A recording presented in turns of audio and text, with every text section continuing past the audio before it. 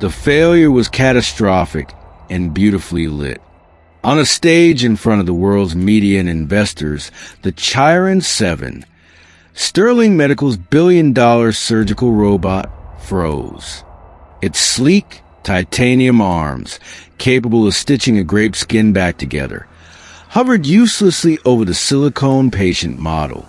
On the massive screen behind the stage, the live feed showed the problem.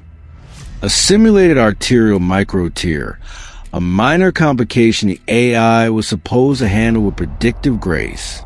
Instead, it did nothing. The silence in the auditorium was louder than an explosion. From her position at the podium, CEO Isabella Sterling didn't flinch. Her expression, framed by a severe black suit and an impossibly sharp bob, remained a mass of cool authority. But inside, her world was shattering. She could feel the stares, the whispers, the frantic typing of journalists already writing the company's obituary. Her father, the legendary surgeon who had founded this company, had believed technology could perfect medicine by removing the flawed, trembling human hand. Isabella had built her entire career on that single premise. And now, that premise was a global laughingstock. The stock ticker in her mind was already in a free fall. She saw her rival, Marcus Thorne, the head of programming, watching from the wings, his face a carefully constructed mask of disappointment that didn't quite hide the glint of triumph in his eyes. He had always argued for less human intuition in the code for pure, cold logic. This failure was his victory.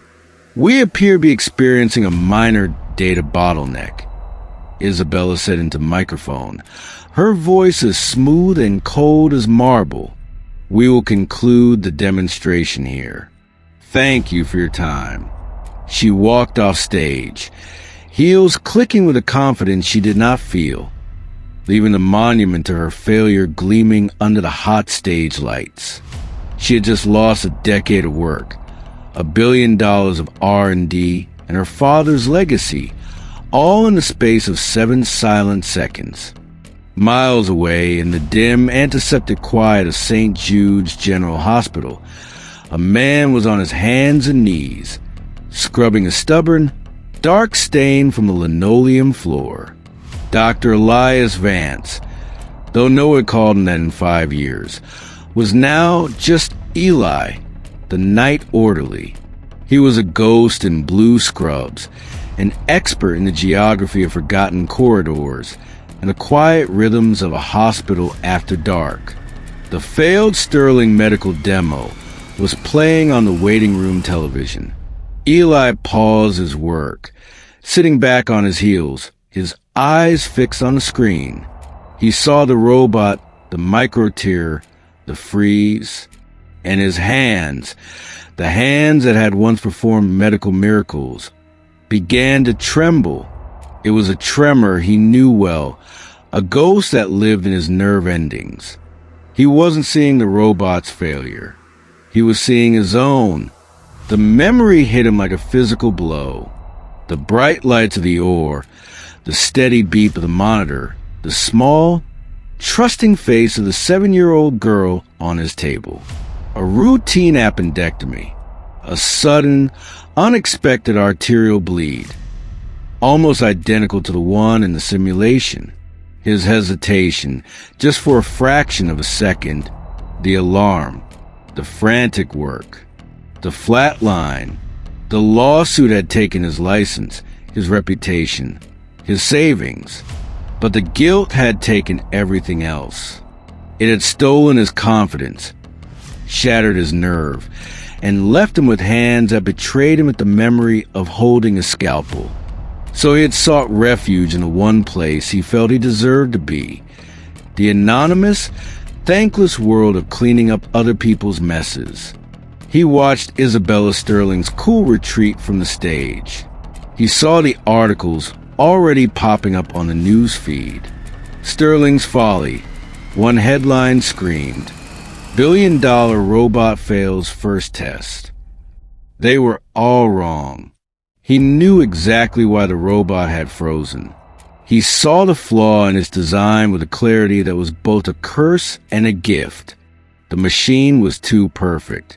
It had been programmed for success, but it had never been taught how to feel, how to anticipate, how to recover from the edge of failure. It didn't have the memory of loss. It didn't have a ghost in its hands. He looked down at his own trembling fingers, then back at the floor. The stain was still there. Some messes he knew you could never truly scrub away. A week later, the Chiron 7 robot sat in its lab at Sterling Medical like a deposed king on a throne of chrome and wires. The mood in the building was funereal. Teams of engineers ran the failed simulation on a loop, the micro-tear appearing, and the arms freezing over and over again, a digital monument to their collective inadequacy. Isabella had confined herself to her office, fighting a war on two fronts. A board of directors demanding answers, and a rival in Marcus Thorne who was systematically dismantling her authority. One "I told you so" meeting at a time. Late one night, long after the last engineer had gone home with slumped shoulders, Elias was making his rounds at Sterling Tower. The company contracted St. Jude's for its overnight cleaning and orderly services. It was a cruel irony that he now walked the halls of the very company that represented the pinnacle of the world he had lost. He entered the robotics lab, the scent of ozone and failure thick in the air. The simulation was still running on a large monitor, a ghost replaying its death. He stopped his cart, mesmerized. He could feel the moment of the tear, the logic loop the robot was trapped in.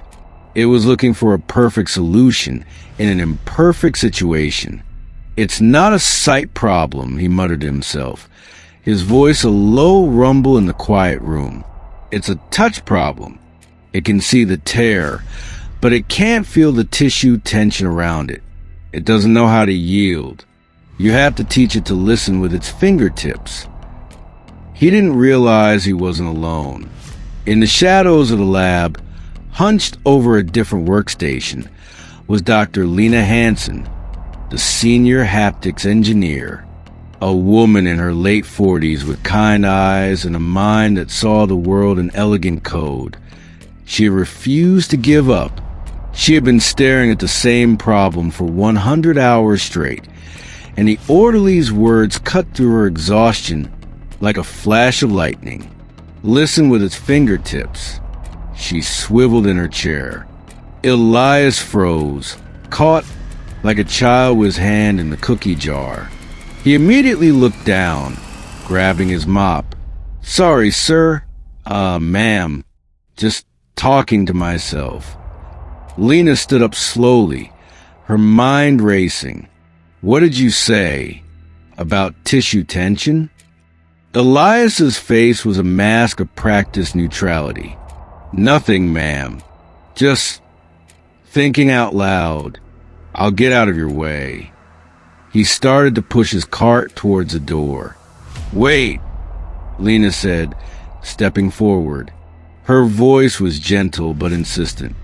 "You're the night orderly from St. Jude's, right? Have you ever worked in a medical field before?" Elias's grip tightened on the mop handle. He kept his back to her. "I clean floors, ma'am. That's all." He walked out, leaving Lena standing alone in the humming silence of the lab. She looked at the frozen robot on the screen, then at the empty doorway where the orderly had been. Listened with its fingertips. It wasn't the jargon of a janitor. It was the language of a surgeon. And she knew, with a sudden, startling certainty, that she had just stumbled upon the key. The pressure on Isabella was becoming unbearable. The board had given her 2 weeks to present a viable recovery plan, a deadline that felt more like a countdown to her execution.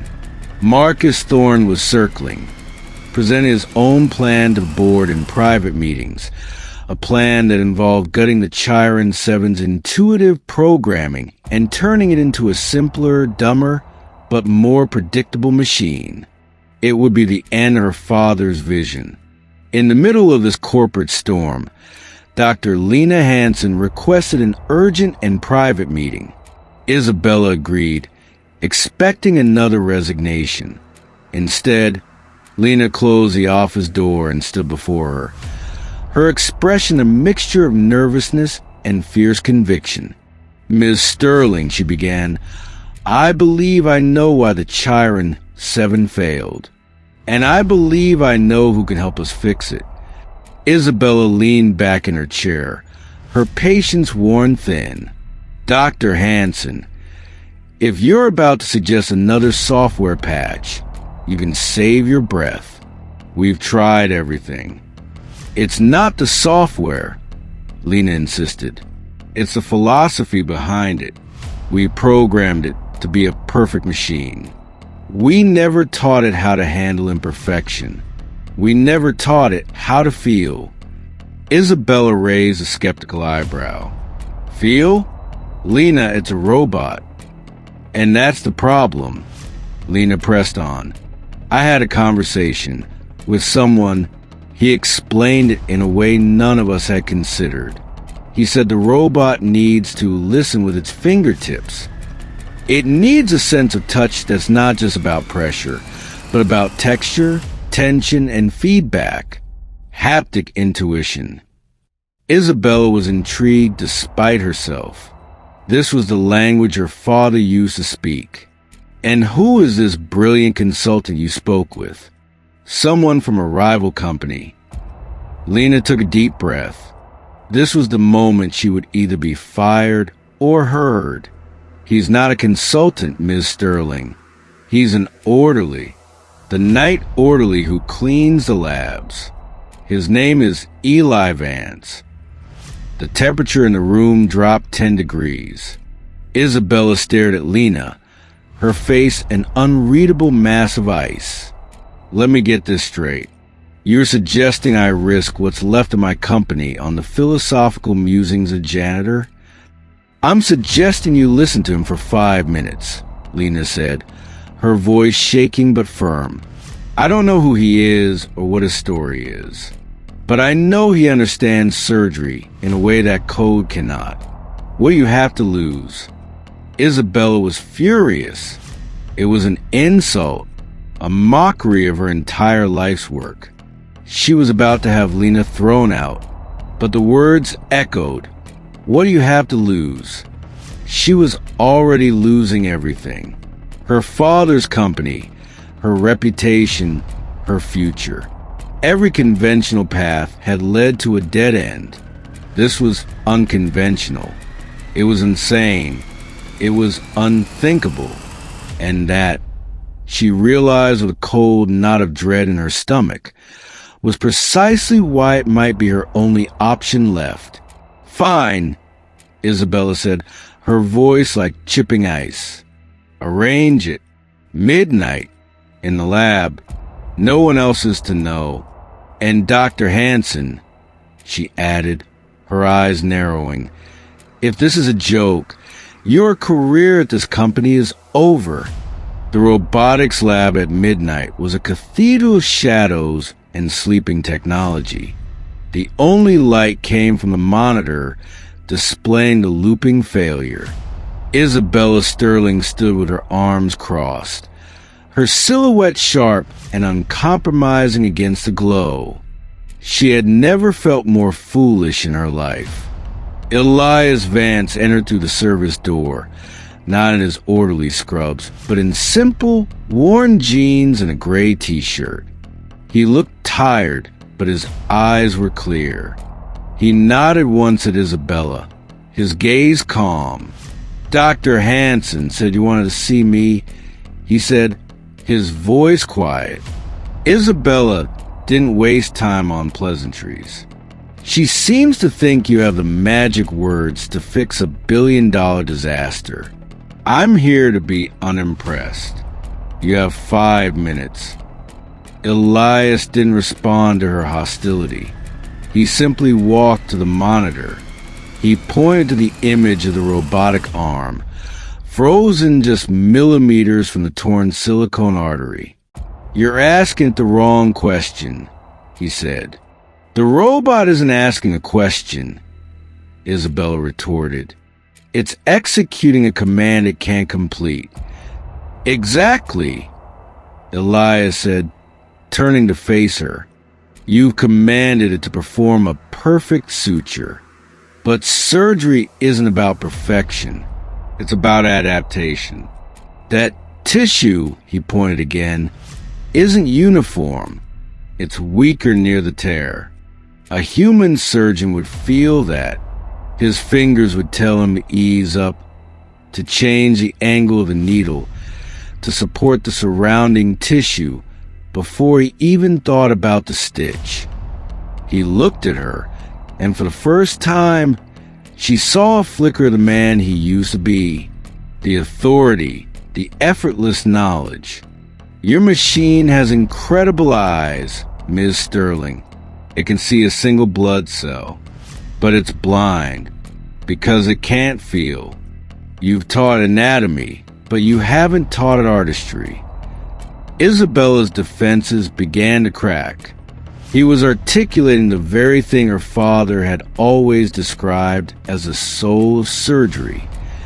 "And how would you propose we teach a machine to have artistry?" she asked, her voice laced with sarcasm, though it was weaker now. Elias met her gaze, and his next words struck her with the force of a physical blow. "Your machine is arrogant because it has no memory of failure," he said, his voice dropping to a near whisper. "It doesn't know what it feels like to lose a patient on the table. It doesn't have a ghost in its hands to remind it to be humble, to be careful, to know when to stop and rethink." The air left Isabella's lungs. The reference was so specific, so deeply personal to the world of surgery, that it couldn't be a guess. He knew. He wasn't a janitor who read a few articles. He was speaking from a place of deep, scarred experience. "Who are you?" she asked, her voice barely audible. "I'm the man who cleans your floors," he said, his expression unreadable. "But I used to be the man who held lives in his hands." He stepped back, gesturing to the robot. "You want to fix your machine?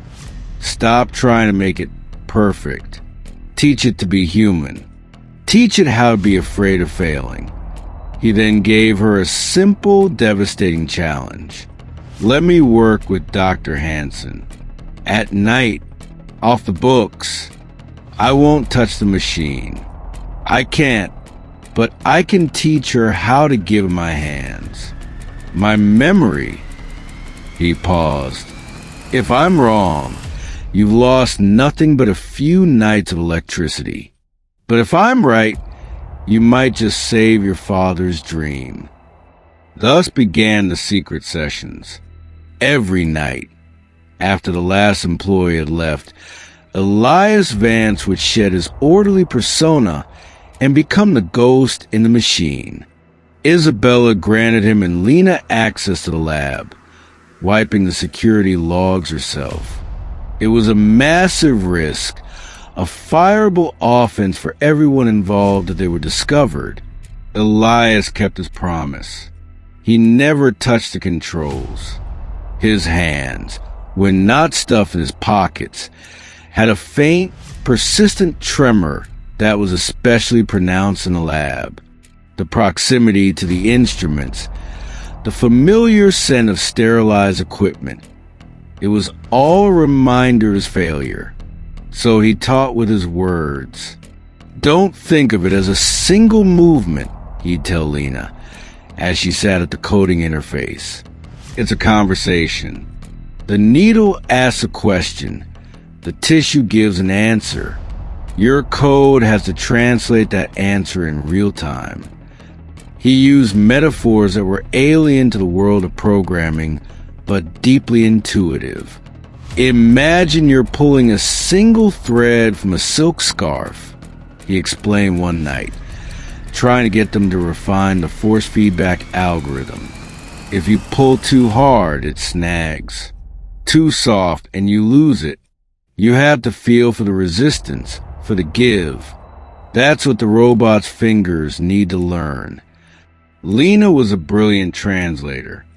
She took his surgical poetry and turned it into elegant lines of haptic code. She and her small, trusted team worked with a renewed sense of purpose. They weren't just fixing a bug anymore. They were trying to imbue a machine with a soul.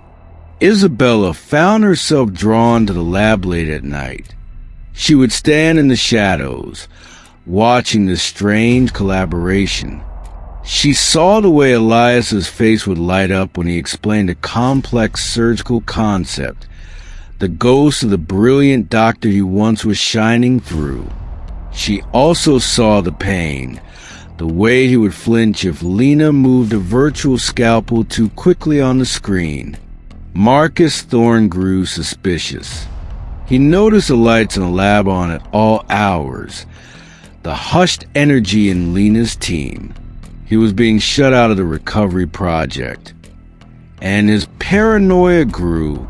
He began monitoring the lab's power usage, tracking keycard access, searching for the secret Isabella was so obviously keeping from him. He couldn't stand the idea that she might succeed without him, especially not after her public humiliation. One night, Elias was describing the final, critical moments of a complex procedure. "This is where it gets quiet," he said, his voice low. "Your heart rate slows. Time stretches. It's just you and the problem. Nothing else exists." Isabella, stepping out of the shadows, asked, "Is that what it was like for you?" Before Elias looked at her, his expression unguarded for a moment. "Yes," he said softly. "It was the only place in the world where I felt completely in control." "And now," she pressed gently. He looked down at his trembling hands. "Now it's the one place I know I can never go back to." The raw honesty of his admission hung in the air between them, more real and more intimate than any conversation she had ever had in her sterile, perfect life. The late-night sessions in the lab began to transform. What started as a secret technical collaboration slowly deepened into something more personal. The sterile quiet between coding sessions would fill with conversation, tentative at first, then trusting. One night, exhausted and running on caffeine, Lena's team finally had a breakthrough in the haptic code. They left to get some much-needed rest, leaving Elias and Isabella alone in the glowing dark of the lab. "You never told me what happened," Isabella said quietly, breaking the silence. "The lawsuit, your license, all the reports were sealed." Elias was quiet for a long time, staring at the motionless robot. "Her name was Lily," he finally said, his voice thick with a grief that was still raw. 7 years old. A burst appendix. It should have been a textbook procedure. But she had an underlying vascular condition her parents didn't know about. An artery wall was paper thin. It tore. He took a shaky breath. I hesitated. For less than a second. I was considering 2 different approaches. But in that second, it was too late. We lost her. He looked at his hands with a look of profound betrayal. The board ruled it an unforeseeable complication, but the family sued. They needed someone to blame, and they were right. A better surgeon wouldn't have hesitated. A better surgeon would have saved her. Isabella's heart ached for him. She saw the immense weight of guilt he carried. My father used to say that every great surgeon has a graveyard in his mind, she said softly. It's what keeps them humble. He was right, Elias whispered, but I couldn't live in my graveyard. It was too loud. It was her turn to be vulnerable. He never told me that, she admitted. To me, he was just a legend, the great Dr. Sterling. He never spoke about his failures, only his triumphs. I spent my whole life trying to live up to a man who wasn't real. She looked around the lab, at the machine that bore her family name. This robot, it was supposed to be my triumph. A machine with all of his skill and none of his flaws. Perfect. Unbeatable. There's no such thing, Elias said gently. I know that now, she replied, in that shared moment of confession. Surrounded by the ghosts of their fathers and their failures, the wall between them dissolved. He was no longer the janitor. She was no longer the CEO. They were just two people, bound by the heavy burden of legacy and loss. Unseen by either of them, a tiny red light blinked once in the darkened ventilation shaft above. Marcus Thorne, having finally bypassed the security protocols, had planted a micro camera in the lab. He now had exactly what he needed. He had footage of the secret consultant. He ran a facial recognition search. The result came back in seconds. Dr. Elias Vance. Disgraced. Unlicensed. Ruined. Marcus smiled. He wasn't just going to discredit the project. He was going to destroy Isabella Sterling. The scandal broke on a Wednesday morning. It didn't come through official channels. It was far more insidious. A post appeared on a widely read, anonymous medical industry blog called Scalpel and Speculation. The headline was explosive. Sterling's secret shame. Disgraced surgeon hired to fix billion-dollar botch. The article was brutal. It detailed, with a relish for cruelty, Elias Vance's history, the death of Lily, the malpractice suit, the loss of his license. It then revealed, using stills from Marcus's hidden camera, that this disgraced and dangerous man was the secret consultant Isabella Sterling had brought in to save her failing Chiron 7 project. The piece painted Isabella as reckless, unethical, and dangerously desperate, a CEO willing to consort with a pariah to save her own skin. The story spread like fire through the digital world. It was picked up by major news outlets within the hour. Sterling Medical stock, which had just begun to stabilize, plummeted into a nosedive. The board of directors went into a panic. Isabella's phone rang incessantly. Her inbox filled with furious emails from investors. Her world, which had just started to find a new center of gravity, was thrown into violent chaos. She found Elias in the hospital chapel, a place he told her he sometimes wanted to be quiet. He was sitting in a back pew, staring at the stained glass window, his face pale and drawn. He had already seen the news. "I'm so sorry, Eli," she said, her voice aching with a guilt that mirrored his own. "I never should have put you in this position. I should have protected you." He didn't look at her. "It's not your fault," he said, his voice hollow. "They were always going to find me. The ghosts always find you." He finally turned to her, his eyes filled with a weary resignation. "It's over, Isabella. My involvement has destroyed any chance you had of saving the company. You have to cut me loose. Tell them I was a fraud, that I tricked you. It's the only way." "No," she said, her voice regaining its steel. "Absolutely not. Isabella, you don't understand." "No, you don't understand," she cut in, kneeling in the pew in front of him, forcing him to meet her eyes. "For my entire life, I have made decisions based on strategy, on profit, on what will protect the company. I've sacrificed people, projects, even my own happiness for the sake of the sterling name." She took his trembling hand in hers. It was the first time she had ever initiated contact. His hand was warm, and it still slightly under her touch.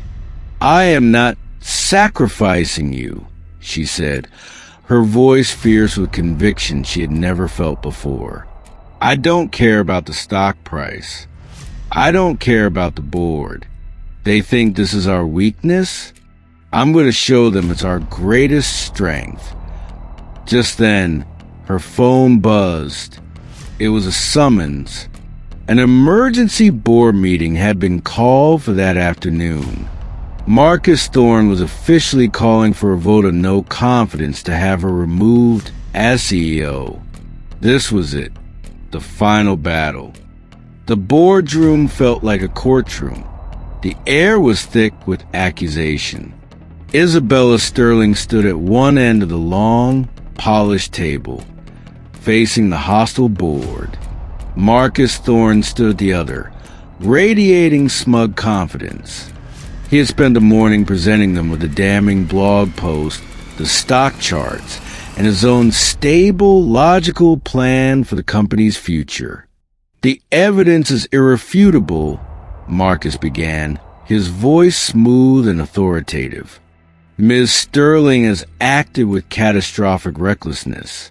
By bringing a disgraced, unlicensed, and emotionally unstable individual like Elias Vance into our most sensitive project, she has exposed this company to immense legal and financial risk. She has proven she is unfit to lead." He looked around the table. "I move for an immediate vote of no confidence and for her removal as CEO." Several board members nodded in grim agreement. Isabella's support had evaporated. She let the silence hang for a moment before she spoke. She didn't look at Marcus. She looked at each board member, one by one. "You are correct," she said, her voice calm and clear.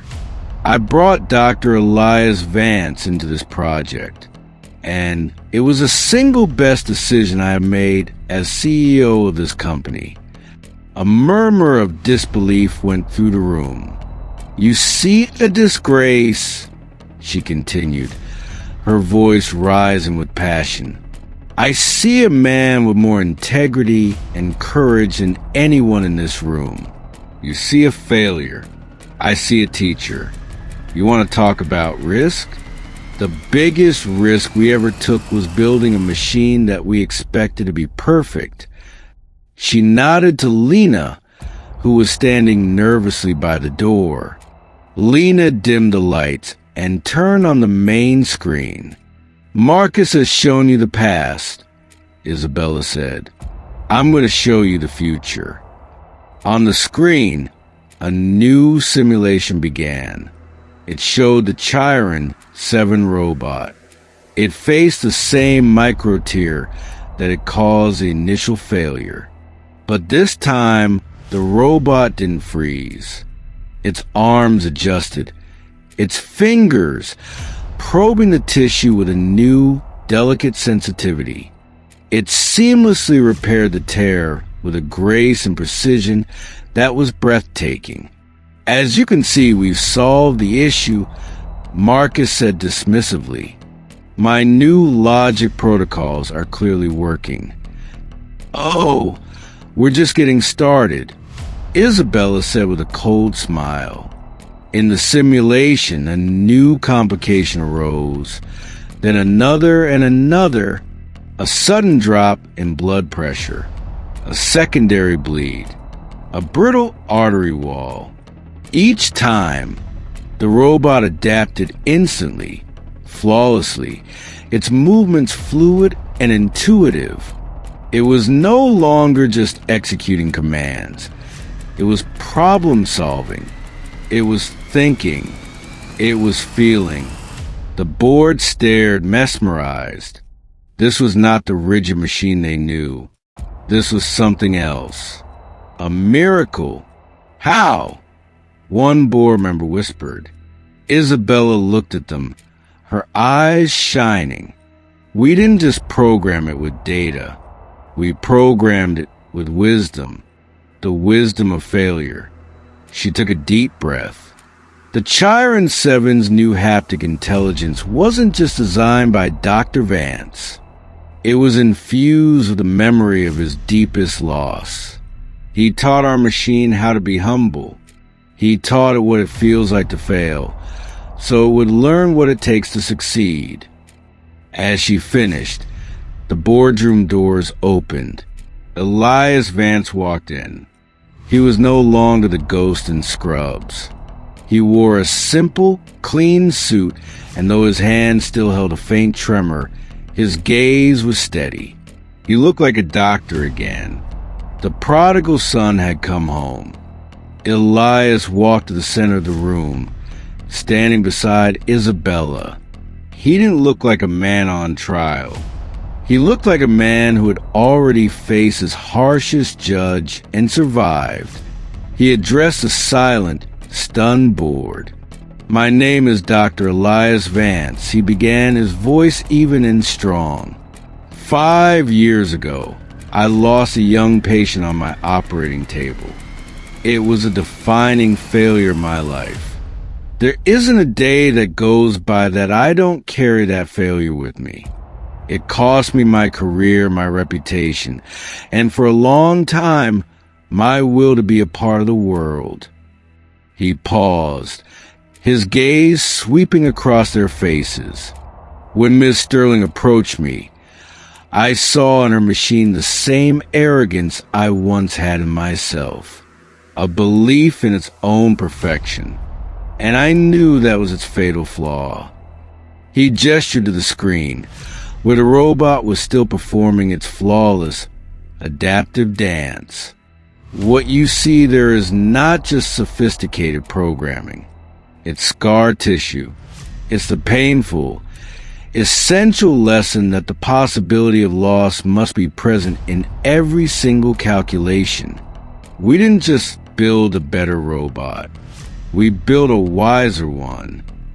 He then looked directly at Marcus Thorne. You believe progress comes from eliminating human error, but you're wrong. True progress comes from understanding it, honoring it, and learning from it. You can't code wisdom, Mr. Thorne. You have to earn it. The boardroom was utterly still. Marcus Thorne's face was a mask of fury and disbelief. He had been outmaneuvered, not by corporate strategy, but by a philosophy he couldn't comprehend. Isabella stepped forward, placing a hand on Elias's arm. It was a simple, public gesture of alliance, of faith. The board has a choice to make, she said. You can follow Mr. Thorne in his vision of a predictable, sterile, and soulless future. Or you can stand with us, with the idea that our greatest vulnerabilities could become our most profound strengths. She looked at the faces around the table.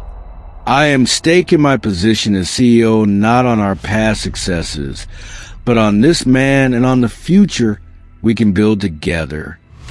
The lead investor, a stern woman who had been Isabella's harshest critic, was the first to speak.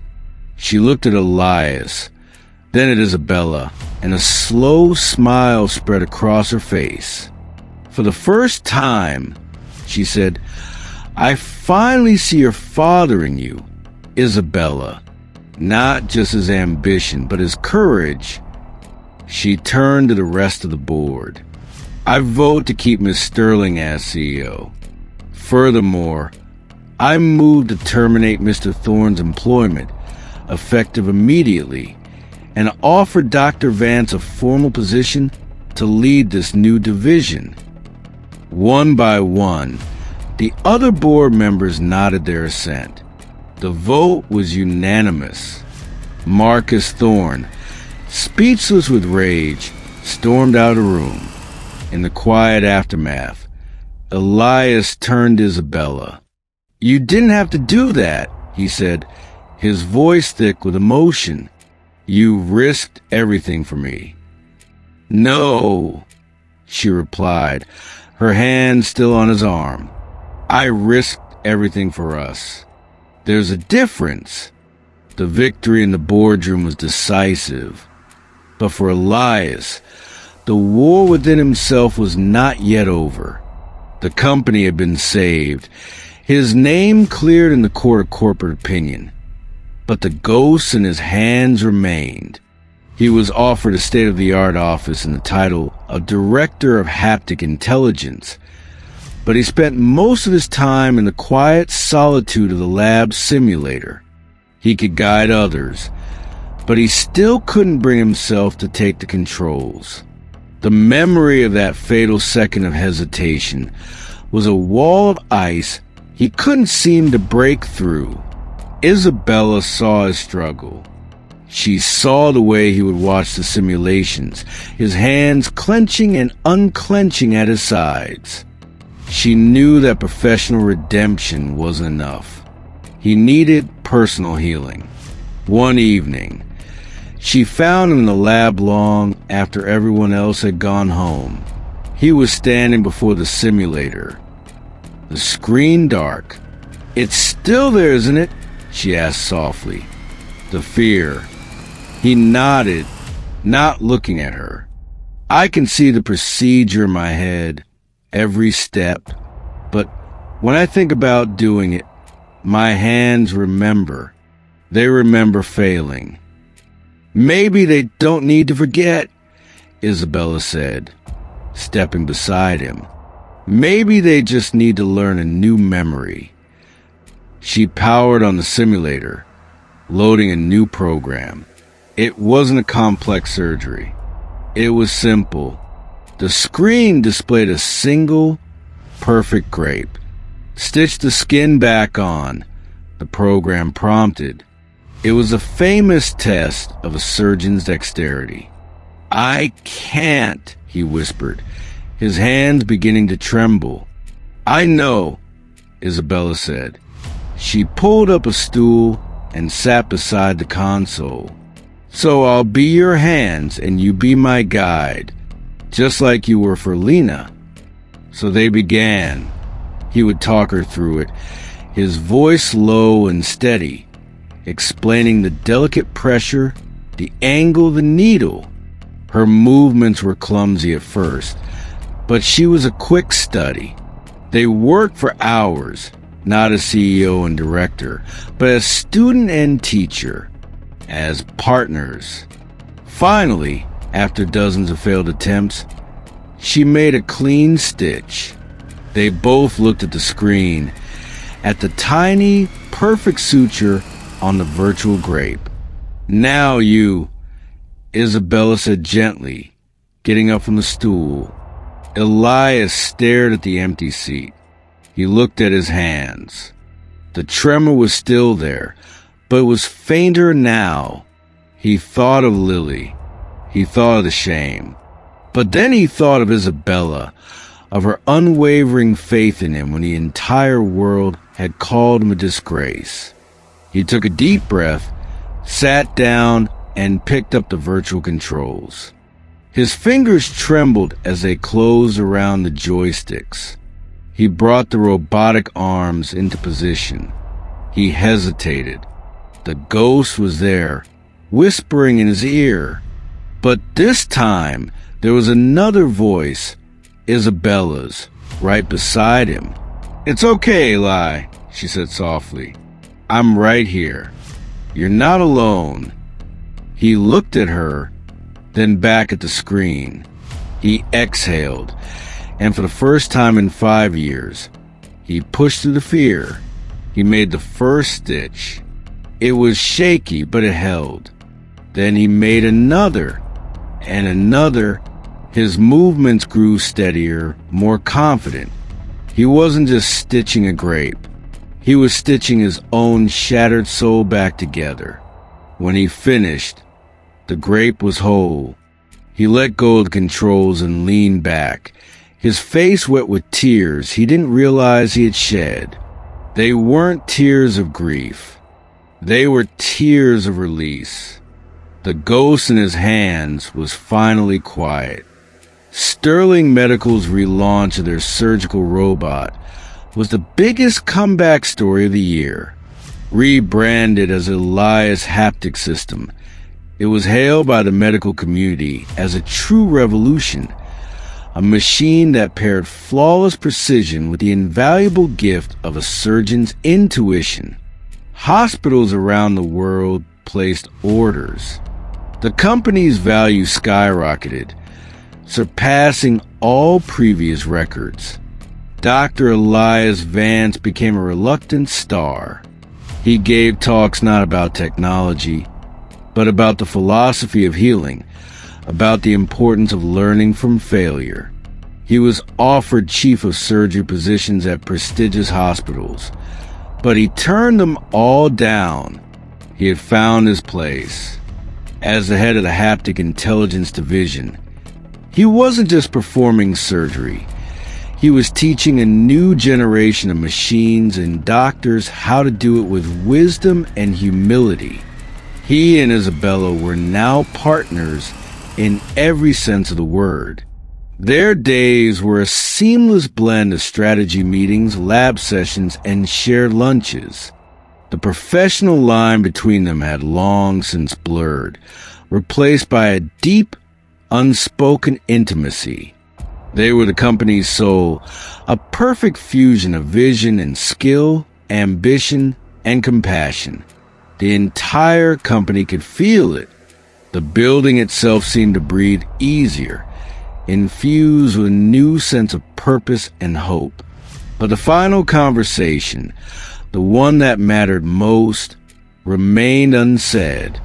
They had mended a company, redeemed a legacy, and healed a man's soul, but they had never spoken of the quiet, powerful thing that had grown between them in the silent hours of the night. They had faced down corporate raiders and personal demons, but the simple truth of their own hearts felt like the most terrifying frontier of all. One evening, after a long but successful day, Isabella found Elias on the rooftop terrace of the Sterling Tower. The city lights spread out below them like a galaxy of fallen stars. "We did it," she said, coming to stand beside him at the railing. "My father, he would have been proud." "He would have been proud of you," Elias corrected gently. "You saved his company by being brave enough to defy his philosophy of perfection." "I wasn't alone," she said, looking at him. The city lights reflected in her eyes. "I had a good teacher." The air between them crackled with unspoken words. The noise of the city faded away, leaving only the sound of their own breathing. This was it. The final, quietest frontier. The one that no machine could navigate for them. It was up to their own flawed, trembling, human hands. They stood in the cool night air, the city sprawling beneath them, a universe of anonymous lights. The noise of their professional success felt a million miles away. Here, on the roof, there was only the quiet truth.